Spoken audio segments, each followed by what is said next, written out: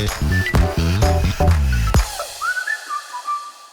semuanya, selamat datang di Report. Hari ini saya kedatangan bintang tamu yang namanya Gede Alfian, salah satu seorang humas di Jawa Timur. Halo Kak Gede. Halo Juan. Boleh memperkenalkan diri sedikit saja lah, tidak usah terlalu banyak. Boleh, ayo. Oke, saya namanya Gede Alfian dan saya sebagai Pranata Humas di Biro Administrasi Pemimpinan Sekretariat Daerah Provinsi Jawa Timur alias Pemprov Jatim. Pemprov Jatim. Ya. Sebenarnya ini semuanya pendengarin podcaster dengar ya. Saya ini undang ini nggak tahu loh tentang humas itu apa. Nah, sekarang baru tahu humas gara-gara kenal dia. Sebenarnya humas sih udah pas dia tahu lah ya. Ya, apa. Cuma harusnya. kayaknya seperti apa humas pemerintah juga bakal kita bahas ya. Iya, boleh. Saya pengen tahu sedikit. Humas itu apa ya? Kayak apa sih itu humas? Kerjanya apa sih? Ngapain sih gitu? Siapa tahu cuman ngerjanya ya nggak ngerti sih. Boleh dijelasin dikit. Oke, ya Juan, namanya humas, hubungan masyarakat. Tentunya alias public relations. Kenapa ada S di belakangnya? Karena relasinya itu banyak. Banyak orang yang harus ditangani, stakeholdernya banyak. Jadi sebagai humas pemerintah, kita nggak hanya fokus di pemerintahan nih. Nggak hanya fokus kalau di pemerintah daerah. Nah, humas itu bertanggung jawab untuk pemberitaan atau ya tentang publikasi tentang kegiatan gubernur, wakil gubernur, sekda, atau kalau di bupati di Pemkot atau pemerintah kabupaten, dia tanggung jawabnya untuk pemberitaan bupati atau wali kota gitulah. Nah, Jadi secara bukan hanya singkat, pemerintah aja sih, dan kita juga harus bisa menyampaikan informasi itu kepada masyarakat. Seperti apa, nah macam-macam sih caranya. Nah, berarti secara singkatnya intinya kayak Jembatan, kasih tahu informasi lah ya, jembatan ya, Jembatan dari antara pemerintah dengan masyarakat. atasan pemerintah langsung ke masyarakatnya lah ya. Iya. Jadi kayak misalnya mungkin ada sesuatu kegiatan yang harus direalisasikan mungkin ya gitu ya. Iya, Itu misalkan disampaikan ada ya? program-program apa gitu harus disampaikan ke masyarakat secara jelas. Bagaimana itu kalau mau tahu informasi kayak gitu kemana? Ya banyak informasi kan, apalagi media sosial juga banyak banget, bisa lewat Instagram, Facebook, Ya. juga ada YouTube juga. Nah, Oke. termasuk di Provinsi Jawa Timur juga ada informasi lewat media sosial di Instagram itu. Oke. Ada @humasprofjatim. Coba kita buka guys. Nah, apa? Ini. Kalau yang humas punyanya humas sendiri, Oke. humas. Kalau ini prahumas. Jadi Pranata Humas itu sebenarnya ada ikatannya, Ikatan Pranata Humas Indonesia. Dan sebelum ada prahumas ini kita bingung kerjaannya apa sih sebenarnya humas pemerintah itu. Kalau dulu orang-orang sering ngelihat humas itu ngeliping, tugasnya ngeliping berita. Living berita, ya. Clipping berita, bikin berita, terus liputan biasa lah ya. Nah, Biasa. padahal dengan adanya Iprahumas ini jadi tahu, oh tugasnya humas itu seperti monitoring media. Jadi pemberitaan apa aja sih kira-kira yang didapat selama ini. Misalnya seminggu ini tentang gubernur ada berita apa aja. Terus dari berita itu apakah positif atau negatif atau netral sifatnya. Nah itu di monitoring gitu. Walaupun negatif tetap ya? Ya tetap Tetap kita ya? harus dimonitoring itu. Oh, oke. Jadi positifkah atau negatif atau netral. Nah dari monitoring itu nanti kita analisis nih. Kira-kira isu publik atau berita-berita itu kalau positif seperti apa nanti penanganannya. Terus kalau negatif itu kayak gimana penanganannya. Jadi bisa lewat media sosial kah atau lewat YouTube, Facebook. Nah, masing-masing Instagram kayak media sosial itu kan karakteristiknya beda-beda ya. Kayak Instagram itu harus lebih menampilkan gambar.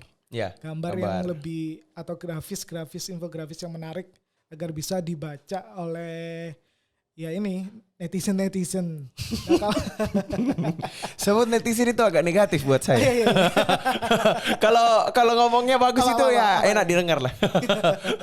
Oke, jadi sebelum ke sana saya mau coba sedikit kayak mengarah ke prakteknya. Berarti mungkin seperti yang sekarang lagi kayak booming, mungkin kayak merealisasikan program pemerintah itu vaksin mungkin ya. Oh iya, betul. Ya, kayak Betul, gitu ya. betul. Berarti kayak Dari tentang vaksinasi nih, informasi sebagai humas itu harus detail dari menjelaskan vaksinasi apa aja yang akan diberikan kepada masyarakat, bisa AstraZeneca kah, apakah Sinovac, itu harus jelas. Jelas. Itu diinformasikan lewat grafis ya. Iya. Nanti setelah itu apa, terus fungsinya apa, itu juga harus jelas. Kemudian dari pemerintah pusat, ini kan karena saya di pemerintah daerah. Iya. Nah, dari pemerintah pusat itu ngasih ke provinsi itu berapa dosis itu harus dijelaskan sih. Nah, dari provinsi ke kabupaten kota itu juga harus dijelaskan lewat media sosial atau pemberitaan lewat, kita biasanya habis ngirim siaran pers nih.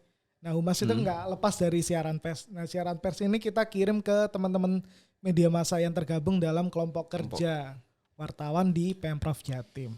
Nah, kalau misalnya dari Humas sendiri, itu untuk menyampaikan kayak informasi kayak gitu itu supaya betul-betul terrealisasikan. Maksudnya infonya benar-benar nyampe ke masyarakat. Kalau saya berpikir secara logika, kenapa nggak kayak pemerintah ini mainnya langsung ke influencer-influencer saja? Iya. Nah, itu kenapa waktu vaksin pertama itu yang jadi vaksin pertama itu kita melibatkan influencer. Waktu itu Bayu Skak, Tom Lee Wafa. Iya, Tom Lee Wafa. Ya, itu seperti itu sih, kita melibatkan influencer. Oh, berarti tugasnya Humas yang langsung menghubungi mereka? Dari tim Satgasnya sih kebetulan. Dari tim Satgasnya, nah kita bikin pemberitaannya, kirim ke media massa, media sosial seperti itu. Kalau vaksin ini juga ini loh, influencer juga ikut divaksin. Ya, bagaimana kalau Humas sendiri yang sudah vaksin? Bagaimana rasanya divaksin? Vaksin nggak kerasa sih sebenarnya. Tapi kok kerasa. banyak ya yang nggak mau katanya. Apa Astra ya? Astra sama Sinovac. Kebetulan Banyak. sih kemarin dapatnya kayaknya sih Sinovac sih. Ya. Oh. Tapi nggak masalah sih, nggak ada Gitu efek ya? apa-apa. Ini teman, ini cuma cerita-cerita. Tapi maksudnya kayak ada beberapa kayak temanku kemarin saya cerita gitu tanya, ya apa vaksin gitu lah. Dia katanya cuma dapat kayak Astra gitu. Tapi bagi mereka ada yang beberapa yang nggak masalah. Tapi ada yang beberapa kayak merasa kayak mual, kayak mereka rasa kayak pusing, kayak ya harusnya mungkin mereka nggak rasakan itu, tapi bisa merasakan sampai itu. Apa memang karena vaksinnya? Enggak sih sebenarnya. Ya? Tapi memang kembali lagi namanya preventif ya. Masing-masing tubuh kan punya ini sendiri kan. Masing-masing ya. Jadi efeknya kadang-kadang memang ada yang ngantuk, ada yang pusing, tapi sebenarnya nggak ada masalah sih setelah itu. Istri saya sendiri kan juga dokter, jadi kalau misalkan ada keluhan apa gitu, nggak apa-apa, itu nanti pasti sembuh sendiri kok. Itu gunanya dokter. Masa. Kalau nggak ada kerjanya dokter. bercanda. Oke. Nah itu kalau misalnya kita bicara tentang Humas. Nah ini Humas sendiri, kita masih bicara ke vaksin ya. Kenapa ini? Maksudnya ada pertanyaanku sendiri sih dari diri saya. Maksudnya saya kan orang asli dari Makassar. Di Surabaya sendiri masih mengutamakan lansia. Betul. Iya kan? Kayak ya yang masih muda ini gitu kan. Itu belum vaksin. Maksudnya untuk proses mau vaksin itu masih lumayan untuk harus menunggu atau masih mencari. Berbeda dengan beberapa teman saya yang saya dapat info kayak dari Makassar. Mereka itu kayak nggak peduli mau lansia. Pokoknya intinya mau vaksin deh. Nggak kayak di sini yang ribet gitu loh. Harus pokoknya lama lah prosesnya. Sebenarnya nggak ribet sih.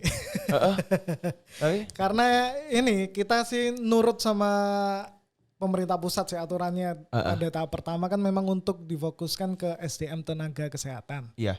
Nah, untuk tahap kedua ini untuk ya seperti lansia itu yang pertama. Kedua, tenaga pelayan publik.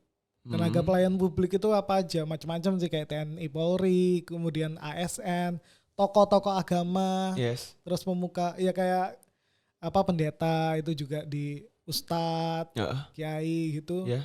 Terus yang ngurusi masjid-masjid, gereja, terus pura itu pun juga divaksin sih di tahap kedua ini. Terus atlet-atlet, itu kan juga berjuang untuk negara kan, itu juga diutamakan.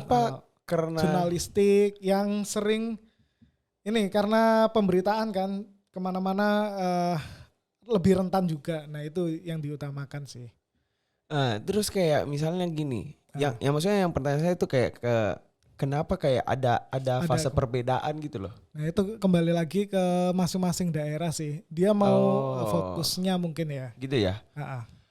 Atau mungkin karena vaksin di luar kota, karena penduduknya lebih sedikit daripada Jawa Timur, makanya mereka bisa ini ya. Distribusinya kali ya.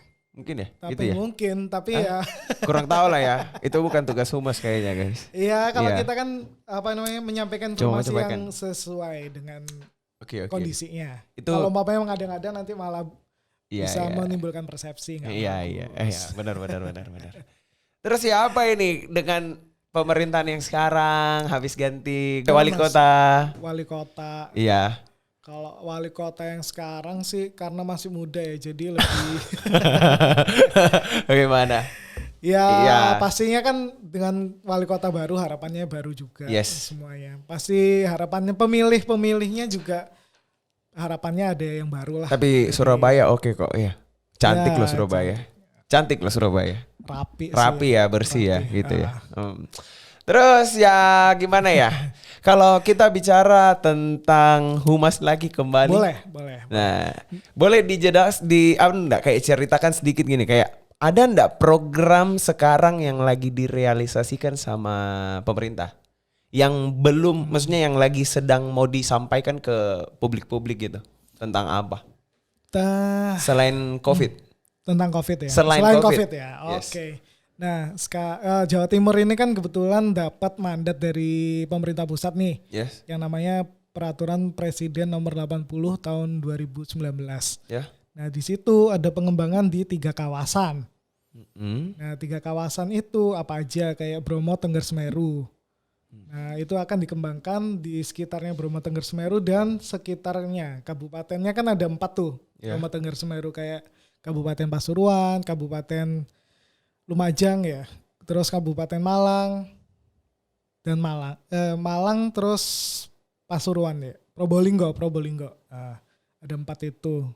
Nah, selain itu juga ada di luarnya, jadi juga ikut dikembangkan, kayak misalkan rencana pengembangan pariwisatanya lebih bagus lagi nanti, misalkan dari undang-undang, terus tol sampai akses ke Bromo, Tengger, Semeru itu nanti juga akan dibahas. Kemudian ada kawasan Gerbang Kertosusila, Gresik, terus Kertosono ya, terus Surabaya, Bangkalan juga, Lamongan, Pasuruan, daerah Gresik, ya? Sidoarjo. Daerah-daerah. Ya, lebih ke yang apa ya, kota-kota besar gitu lah. Perbatasan. Kota-kota besar yang antara Surabaya, Sidoarjo, Gresik, terus Bangkalan, Lamongan, Kertosono. Itu nanti dijadikan ini pengembangan ekonomi yang utama. Terus kemudian ada lagi pengembangan kawasan Selingkar Wilis. Selingkar Wilis itu di daerah selatannya Jawa Timur. Jadi kan selama ini kan agak susah ya diakses. Nah, itu dengan adanya Perpres itu nanti juga kawasan selatan, pesisir selatan itu akan dikembangkan. Oh. Kayak Pacitan itu nanti Berarti lebih fokus ke perkembangan aja ya? perkembangan pembangunan. Pembangunan tentunya. ya? Ah, Ya, itu ya. Itu salah satunya perkembangan pembangunan. Oh, ya bagus ya. Untuk pemerataan sih sebenarnya. Pemerataan. Jadi nggak cuma Surabaya atau yang Ya. Goblok Malang. Saya lihat sekarang kayak daerah atau sini. Sidoarjo. Bagus ya? Kenapa? Daerah Sidoarjo. Ya lumayan. Mulai saya Sudah lihat mulai pengembangannya udah mulai Pabrik-pabrik juga bagus udah ya. mulai. Nah di Sidoarjo itu nanti rencananya ada kawasan industri halal. Oh, Nah. kawasan industri halal. Itu juga ada pengembangannya sih Di sini? Di Sidoarjo. Oh, Dan itu kalau mungkin satu-satunya di Indonesia itu nanti. satu-satunya di Indonesia. Pelopor kawasan industri halal. Ceritanya di sini loh. Kawasan industri halal. Memang lagi ini sih kembangkan sama gubernur ini sering mempublikasikan tentang kawasan industri halal. Kawasan industri halal. Yes. Oke, jadi ini nih yang saya mau tanyakan ini loh. Kemarin itu kan sempat kayak gempa. Oh ya. Nah, itu apa ya?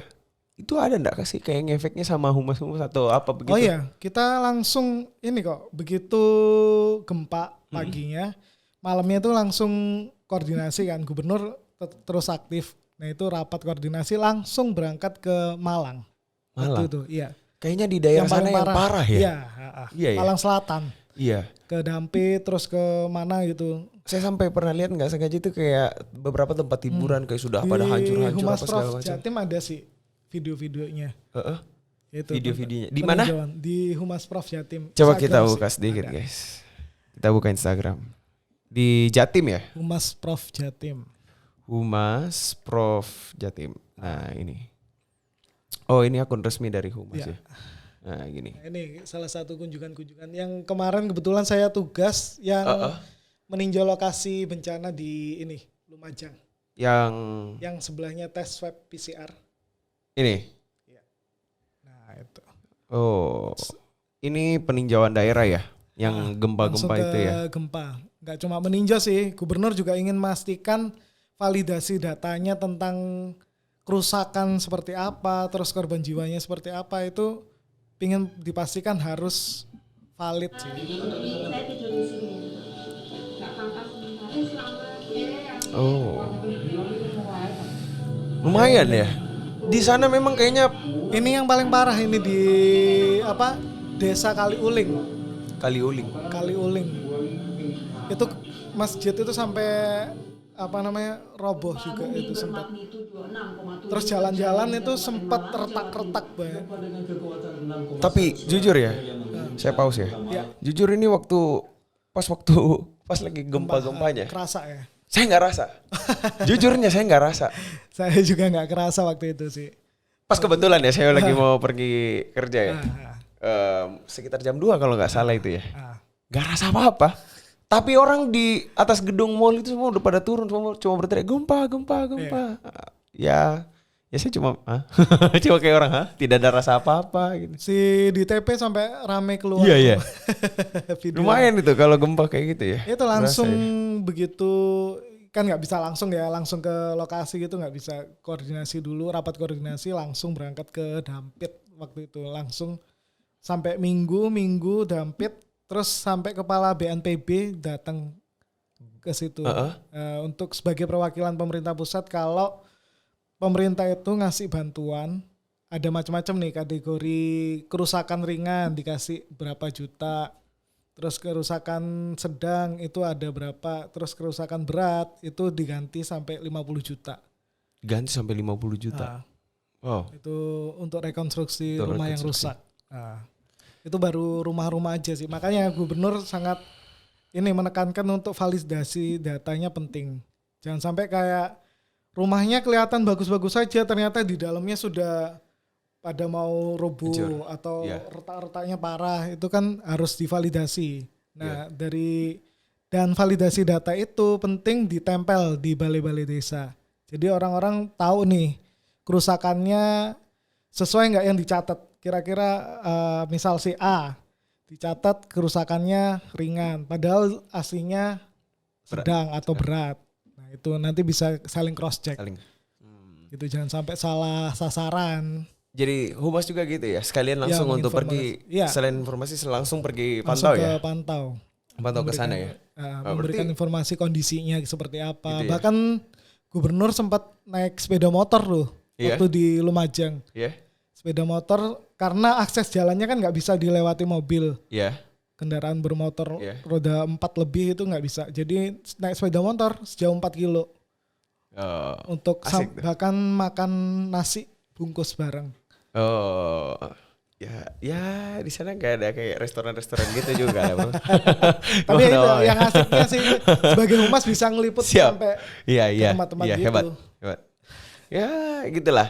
Jadi Humas ini setidaknya kalau sekilas yang ada di kepala saya ya pokoknya intinya membantu masyarakat lah ya, sama menginformasikan mereka tentang program-programnya pemerintah gitu sama aja. Sama ini kan sekarang banyak hoax kan.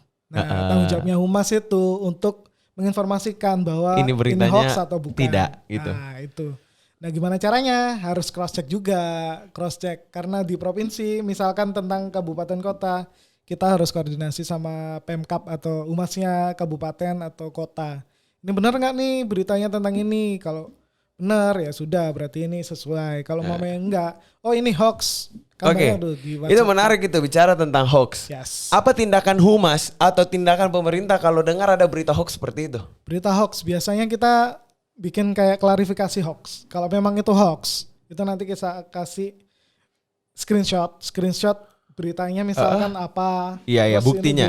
ini terus dikasih tulisan ini hoax Oke. sesuai apa. Hanya seperti itu. Ya Atau salah ada satunya enggak sih. salah satu kayak tindakannya kayak Kalau- dari perusahaan atau dari pemerintah sendiri untuk menyalahkan media yang melakukan hal yang seperti itu? Masalahnya kalau media sosial kan kadang-kadang beredar di WhatsApp group atau apa. Iya. Jadi nggak ada sumber yang valid kan. Ya salah satunya dengan itu. Cuman Pemberitaan lewat dengan media seperti sosial dan kita share ini apa namanya petunjuk hoax itu. Kalau itu hoax itu share ke WhatsApp grup yang kita punya sih. Oh, ya enggak terlalu bagaimana ya. Ya, sebenarnya sih. Tapi ya kadang-kadang juga ini kita kalau memang itu masif banget ya. Hoax tentang hoax ya kita ngundang media untuk press conference biasanya. Press conference. Press conference dan kita kirim tentang informasi tersebut ke teman-teman media lewat siaran pers. Oh, siaran pers. Ah, Jadi selama ini ya sudah kayak ya humas terus apa sudah kayak bicara sama influencer yang kayak tadi saya ngomong kembali kalau kita putar tadi belakang-belakang videonya. Jadi tadi bicara sama influencer gitu. Nah, berarti kan mereka kan juga harus kalau memang mereka sebagai influencer harus membantu pekerjaan-pekerjaannya pemerintah apa segala macam. Kan mereka kan ya jujur saja ya mereka lebih terkenal. Ya. Mereka maksudnya mereka punya pengikut banyak lah, followersnya banyak. Ya kenapa tidak kayak apa? Langsung saja kayak beritanya itu langsung aja ke influencer terus influencernya langsung menyampaikan begitu. Kurang ya? sebenarnya ya itu kan macam-macam kan beritanya dari influencer misalkan tentang vaksinasi tuh. Ya. Nah, vaksinasi kan dia dengan followernya pasti ngasih informasi ini saya sudah divaksin. Iya, iya. Ternyata nggak ada Iya. efeknya. Iya. Terus ya kan itu nggak kita mungkin ya bisa memantau tapi nggak cuma di situ tok fokusnya. Ya kita makanya menyebarkan informasi Informasi siaran yang- pers ke lewat media sosial atau Mungkin- media massa, media konvensional juga. Mungkin lebih tepatnya yang hubungannya yang lebih banyak tentang masyarakat secara umum mungkin baru lebih ke influencer gitu ya langsungnya ya. Ke influencer bisa. Gitu ya. Kayak vaksin ini kan mungkin ya Iya. seperti itu ya salah satunya ya. Terus kemarin tentang yang penggunaan yang tentang 3M itu pakai masker Iya, itu iya. juga sempat melibatkan kayak Ari Lasso, kemudian Iya, iya. Via Valen. Iya. Nah, Wah, kalau bicara masker ini. dan influencer itu harus yang dekat dengan daerahnya. Misalkan Jawa Timur iya. artis yang dikenal ya Di harus daerah orang Jawa Timur. Iya. Gak boleh lewat dari situ. Nah, Iya. Cuman ya kalau bicara masker, Kita nggak- kalau bicara masker, Ah, iya. Saya rasa kayaknya sampai kapanpun, Iya. 5 tahun ke depan, bahkan lebih, walaupun sudah vaksin, pasti tetap pakai masker. Iya. Hah? Ya Iya nggak sama dari WHO juga tetap ini sih apa namanya peraturannya tentang 3M tetap diaplikasikan ya. Tetap Padahal, selama belum obatnya ditemukan informasinya demikian. padahal ini pemikiran saya dulu ya, dulu. Padahal dulu ini pikirnya tuh, kotor. Padahal kotor itu dari dulu sama aja. Gak cuci tangan, masih makan nasi campur masih pakai tangan. Masalahnya sekarang musuhnya nggak kelihatan. Sekarang, baru sentuh orang sudah rasa kayak, aduh kustaku. Baru sentuh orang, aduh sedikit-sedikit semprot gitu ya. Itu. Masalahnya sekarang kan musuhnya nggak kelihatan. Iya.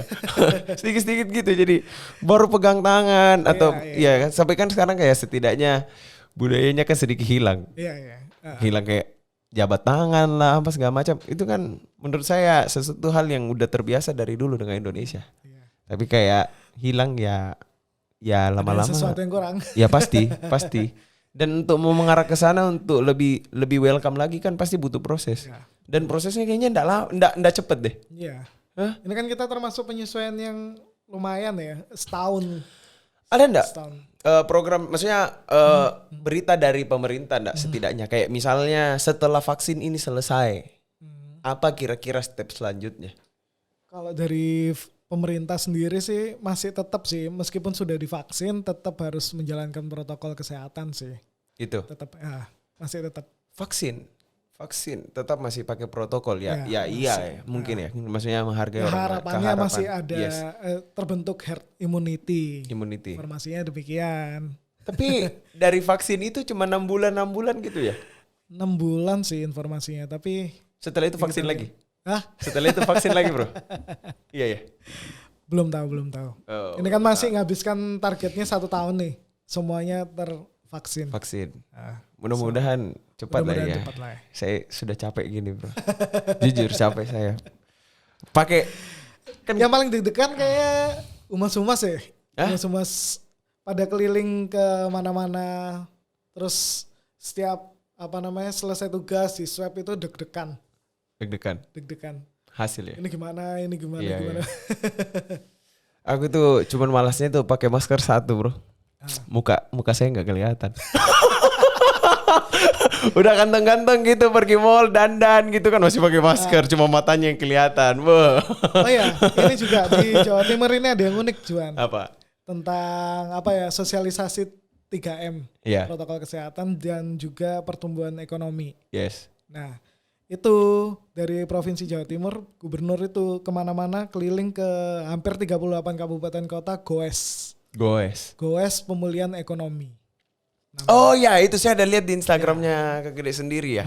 Itu gimana tuh? Cerita sedikit dulu. Di awalnya itu goesnya di Gerahadi waktu itu Surabaya, keliling Surabaya bareng sama penyintas COVID. Iya. Itu ada alumninya. Nah itu keliling Surabaya, ya ke pasar misalkan bagikan masker. Nah kasih tahu kalau penyintas COVID ini jangan dijauhi. Dulu kan sempat Yes. rame. Penyintas COVID dijauhi lah, takut lah, apalah. Stigma negatifnya banyak. Sempat di awal-awal dulu. Nah, itu. Bahkan sempat ada yang dikeluarkan dari perusahaan gara-gara habis kena COVID. Yes. Makanya itu. Ya. Makanya dengan keliling gitu memberitahu bahwa penyintas COVID ini jangan dikucilkan. Ya. Tetap mereka bisa sembuh nih. Iya. Ternyata. Nah. Tapi ya tetap harus protokol kesehatan. Nah biasanya gubernur juga bagi-bagi masker, juga sembako Iya. untuk warga terdampak. Nah, ini ada yang saya mau ceritakan dari pengalaman pribadi.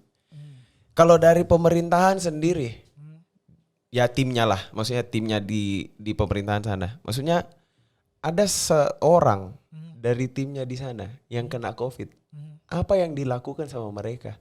Apa langsung kayak, wah kena COVID nih, didiamin aja, dibiarin aja. Biasanya kita langsung Atau kan ada rumah sakit lapangan langsung diperiksakan, biasanya langsung dia diminta untuk swab mandi. Swab udah ada swabnya sih. Biasanya kalau ada yang kena satu, biasanya semuanya di swab. Nah, satu biru. Ini sebenarnya untuk saya, maksudnya pro kontra ya. Maksudnya enggak semuanya apa yang saya bicara benar juga. Tapi kayak gini, misalnya di tempat kerja, dimanapun lah ya. Kalau ada seorang yang kena COVID, itu menurut saya kayaknya enggak perlu disembunyikan ya. Enggak perlu ya. Enggak perlu. Nah kalau misalnya ada yang menyembunyikan, itu salah siapa? Salah. Saya enggak bilang menyalahkan orangnya, enggak bilang salah benarnya. Tapi kan ini kan sekarang kan lagi situasi COVID ya. Kita kan kayak menjaga lah intinya, menjaga. Nah, kalau kita bicara kembali COVID-nya salah. Menurut saya sih salah ya. Kayak misalnya orang COVID, dia nggak menyampaikan ke rekan-rekan kerjanya, dia sakit COVID. Nah itu bahaya atau juga sih. dia menyembunyikan. Nah, lebih jeleknya lagi, menurut saya atasannya tahu nih COVID, tapi masih menyembunyikan sama teman-teman yang lainnya gitu loh. Itu menurut Kak Gede itu gimana? Kalau dari pemerintahan sendiri, maksudnya dari kita nggak usah lihat lah. Kalau kita kan orang biasa, tapi kalau pemerintah sendiri gitu, kalau misalnya ada kasus seperti itu gimana? Sebenarnya kalau udah ada kasus di satu kantor, satu bagian gitu, harus segera diinformasikan agar ya sudah kadung ini nanti kayak kejadian ada perusahaan ternyata pemeriksaannya itu telat tuh, sempat telat. Terus habis itu ternyata udah banyak akhirnya. Ya. Nah itu jangan sampai kayak gitu lah. Jangan Ya. sampai menulari yang lain. Harus dari pimpinannya sih sebenarnya yang salah. Karena Gitu dia ya? sudah tahu. Terus Gak mau kenapa nggak ngomong. dikasih Yes. informasi? Nah itu yang harus buat tanggung buat jawab. pendengar podcaster ya. Kayak buat saya kalau misalnya ada yang seperti itu sakit COVID atau apa gitu ya. Jangan dijauhi. Jangan maksudnya kalau memang atasannya udah tahu. Buat atasan juga kayak ini bukan sok mengajari atau apa ya. Tapi kayak kalau memang COVID ya lebih baik aja diomongkan gitu ya. Sekarang udah nggak masalah sih sebenarnya. Soalnya sekarang itu sudah biasa lah kalau orang kena COVID ya. Nggak kayak yang dibilang kamu kena COVID, saya langsung kayak gimana gitu ya. Iya, nggak sampai. Sudah biasa aja harusnya kan. Ya tetap bahaya, cuma ya jangan dijauhi. Ya. Setelahnya itu jangan. Ya dijauhi. udah istirahat di rumah. Istirahat Mungkin di dari rumah. kita bisa membantu dengan secara ya online mungkin kayak video call dengan kayak semangat atau kayak Iya, misalnya iya. mungkin kayak memberi obat mungkin secara pengiriman atau apa gitu daripada kayak menyembunyikan diri karena COVID gitu malu Kayak atau teman apa saya gitu kan. Satu bagian itu sempat kena kan, terus habis itu ya dia masuk rumah sakit lapangan, kita video call. Ya. Apa gimana Nah, gimana? itu yang seperti itu kan. Perlu dikirimi apa? GoFood. Nah, atau- sampai kalau kayak seperti gitu itu saya setuju bro. Cuman masalahnya gimana nih kan? Ya maksudnya manusia kan kita tidak semua pemikirannya sama. sih. Iya. Pemikirannya orang-orang kan berbeda. Nah gitu. Tapi banyak loh. Banyak, Dan saya ada rasakan sendiri kayak menyembunyikan dirinya bahwa dia COVID. Gitu. Janganlah itu. Gitu ya. Dan efeknya nanti kalau misalkan dia COVID, terus habis itu mau vaksin, kan itu harus 3 bulan habis sembuh baru bisa divaksin. Iya. Kalau rahasia nanti takutnya efeknya ke dianya kayak gimana kan bahaya juga. Iya. Salah satunya. Terus yang orang lain, keluarganya, gimana kalau umpamanya keluarganya atau teman-temannya juga punya keluarga, gimana? Iya. Itu harusnya dipikirkan sih. Iya. Jangan egois diri Jangan sendiri. egois. Iya benar. Karena menurut saya sih udah biasa loh gitu loh. Orang kena COVID itu biasa. Nggak perlu disembunyiin. Ngapain sih? Nggak perlu disembunyikan karena untuk keselamatan bersama Iya. sih sebenarnya. Cuman ya mungkin ada yang kayak malu ketahuan kalau dia COVID gitu kan. Takut ada yang kayak takut dijelek-jelekin atau dihindarin gitu ya. Pasti. Ya buat kalian juga yang tahu teman kalian COVID. Ya jangan Jangan dihindari. Setuju. Kasih dia semangat kasih dia obat lu sama-sama manusia Ya di video sama-sama. call jangan lupa. Iya lah. Kan Masa perlu hiburan. kalau saya, lu COVID anjir. Itu malah tersinggung. Ya. Gitu ya. Itu malah tersinggung kan.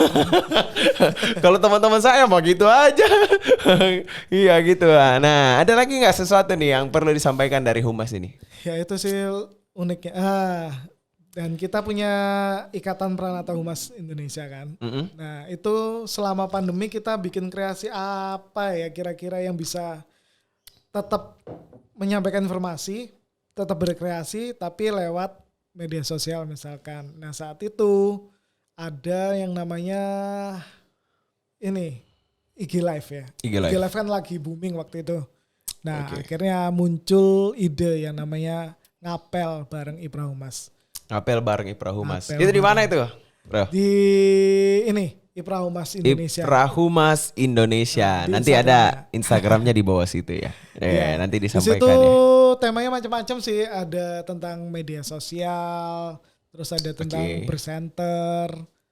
Ya macam-macam sih tentang Ipra Humas sendiri seperti apa. Siap. Tentang penulisan. Nah kebetulan saya lagi seneng nulis nih. Ya. Coba nulis. Ya maksudnya gimana ini? Nah kalau nulis itu buat seorang Pranata Humas ini merupakan hal yang penting ya. Mm-mm. Nah, karena sebagai humas itu ada 70% kegiatannya tulis menulis. Iya. Seperti ya itu tadi mengolah isu publik itu kan pasti nulis kan ya. Yes.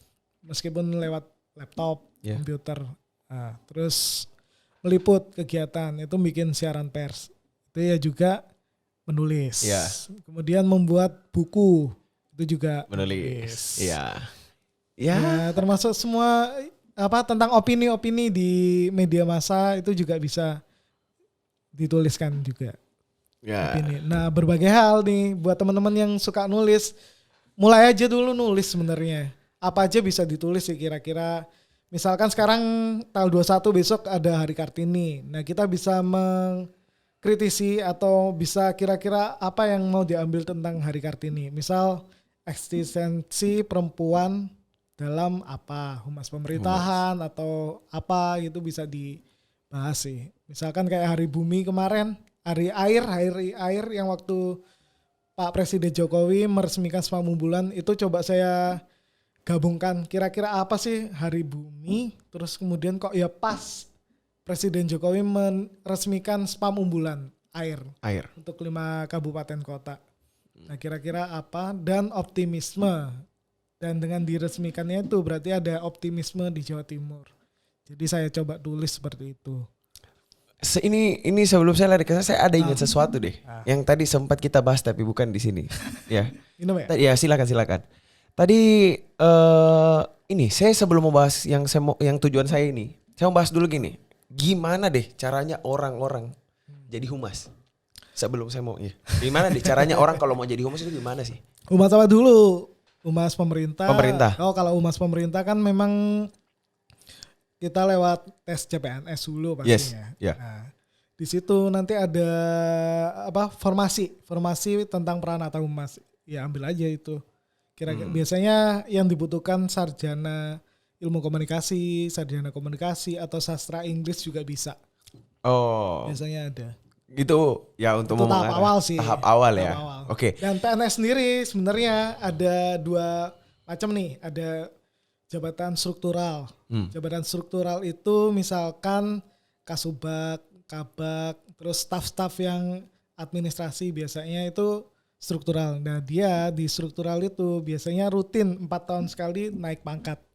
4 tahun sekali. Nah. Oh. Tapi ada maksimalnya, misalkan SMA maksimalnya sampai 2C.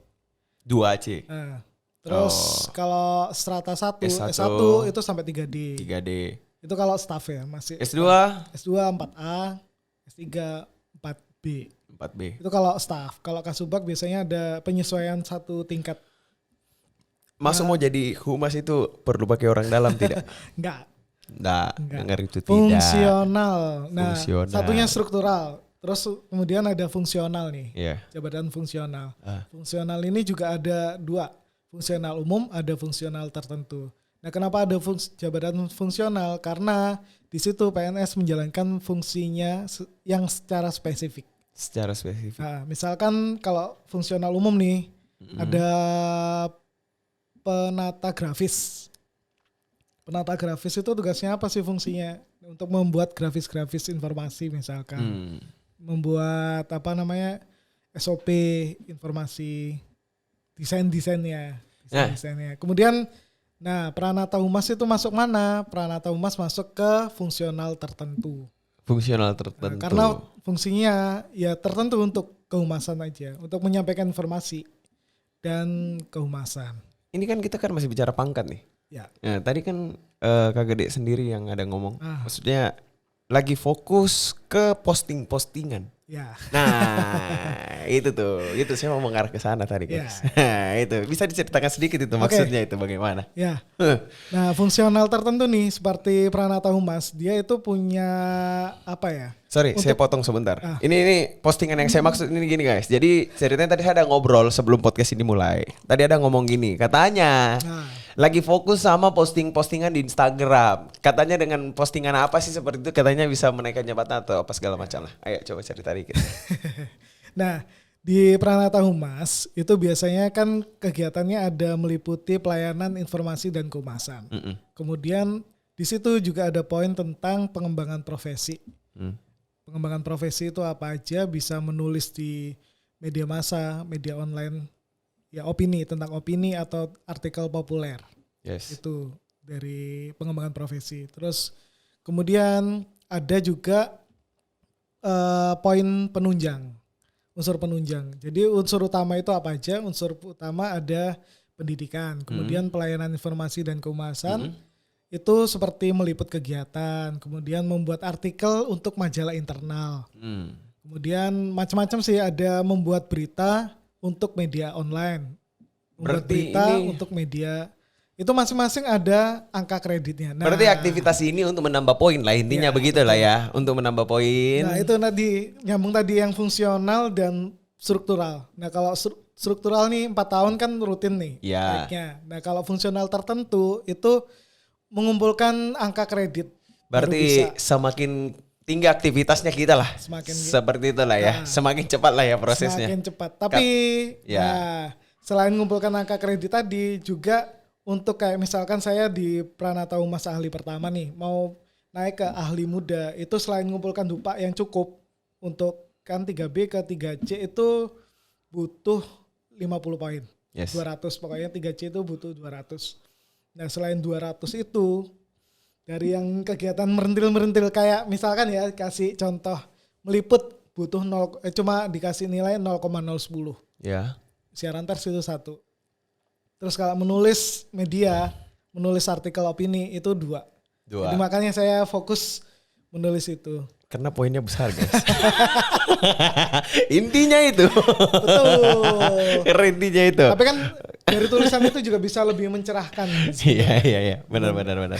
Setidaknya itu masih hal yang positif dilakukan gitu. Bukan hal Bikin yang makalah, bikin Iya kan? buku itu juga banyak banget. Nah itu intinya sebenarnya saya mau ke Dan sana. selain guys. angka kredit itu untuk naik bisa jadi Pranata Humas ahli muda itu harus ikut uji kompetensi. Ya, Oke. Jadi ada ujiannya juga. Ya ini aku thank you banget loh Kak Gede mau datang ke sini. Sebelum saya tutup saya mau simpulkan sedikit dulu ya. Berarti setidaknya intinya buat kalian sudah mulai mengerti tentang humas seperti apa, terus mau jadi humas itu gimana dan segala macam, kerja humas seperti apa gitu ya. Berarti ya setidaknya kita ini bisa belajar banyak hal lah. Maksudnya bukan cuma lihat orang yang lain gitu ya. Ya, Setidaknya kita bisa mungkin ada orang dari kalian yang mau kerja di bagian pemerintahan, Yes, bantu bisa. masyarakat Iya. gitu ya kan. Setidaknya Butuh banget untuk anak-anak muda sih sebenarnya. iya ya. Ah. Ya iyalah bro. Soalnya Ya, gimana? Nggak mungkin kan orang tua kerja ini, terus. Awal-awal aku masuk di humas itu orang-orangnya kan pada ini kan banyak yang di atas banget usianya. Ya. Jadi memang agak susah juga awalnya Ya. menyesuaikan Iya. dengan pola pikirnya mereka. Iya. Soalnya Dan kan yang muda cuma berapa ya waktu itu? 3 orang.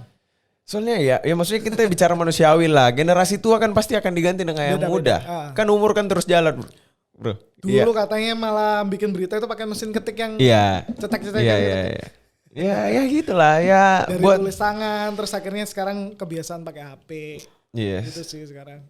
Jadi cerita dikit aja deh, dikit sebelum saya tutup. Apa kira-kira yang paling disukai Ya.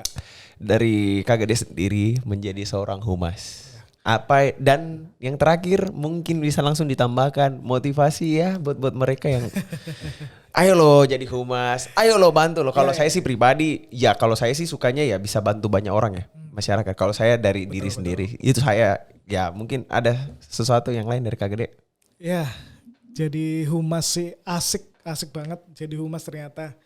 Awalnya memang nggak yang kasih apa sih humas pemerintah cuma clipping ternyata setelah dijalani itu ternyata asik sih kita bisa ngelihat kegiatan-kegiatan di luar sana di masyarakat itu ternyata masyarakat butuhnya apa sih. Nah itu jadi tahu lebih dalam kayak misalkan bencana ngeliput bencana. Nah kita bisa menggali informasi ke warga yang terdampak itu kayak gimana butuhnya. Itu bisa lebih empatinya kita bisa kerasa sih dengan jadi humas. Jadi nggak cuma dengar informasi katanya.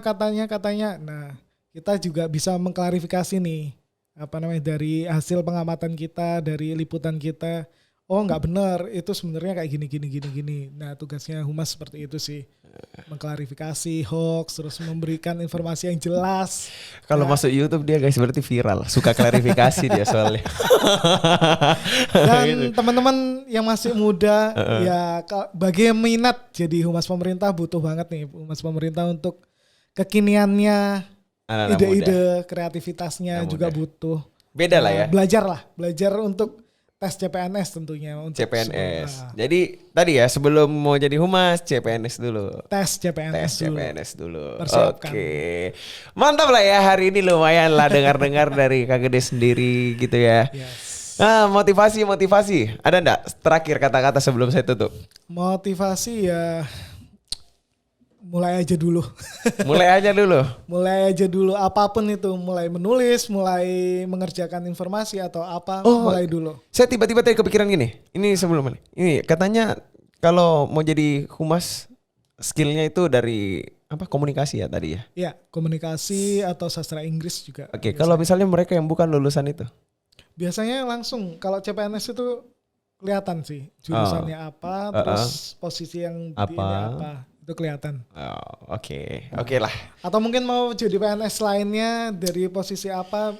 Silakan. Gitu ya. Tapi kalau humas ini asik kayaknya guys. Ngomong-ngomong sama orang itu seru kayaknya. Ya ngomong sama orang lain. Ini kumpul-kumpul sama teman-teman media itu asik, banyak informasi yang kita selama ini nggak tahu, ternyata kayak gitu. Dapat banyak ilmu baru guys dari orang-orang lain. Ya. Sama kedua relasi. Yes, betul. Iya gak sih? Relasi itu penting loh bro. Betul. Penting lah. Relasi. Itu lumayan loh itu. Maksudnya bukan menjilat atau apapun ya. Tapi setidaknya kita saling tahu, saling membantu satu dan sama lain. Dan fungsional ini mandiri loh. Oh ya? Fungsional sebagai peranata humas. Oke. Terus sifatnya mandiri. Wah, luar biasa loh. Podcast hari ini thank you loh ya Kak Gede ya udah datang ke sini mampir-mampir. Hari ini udah ya kita podcastnya hari ini udah selesai ya. Buat kalian yang terus pantau silakan di follow Instagramnya Kak Gede ya. Yes. Ada ya nanti ada Instagramnya di bawah sini, di follow Kak Gede dan jangan lupa bantu channel ini, subscribe ya tentunya. Dan buat kalian yang mau masuk iklan di sini, ini loh masih kosong. Siapa tahu ada di sini mau masuk sponsor apa gitu silakan lah ya. Mereka bakalnya keren banget. Thank you so much Kak Gede ya. Thank you semuanya. Oke, see you.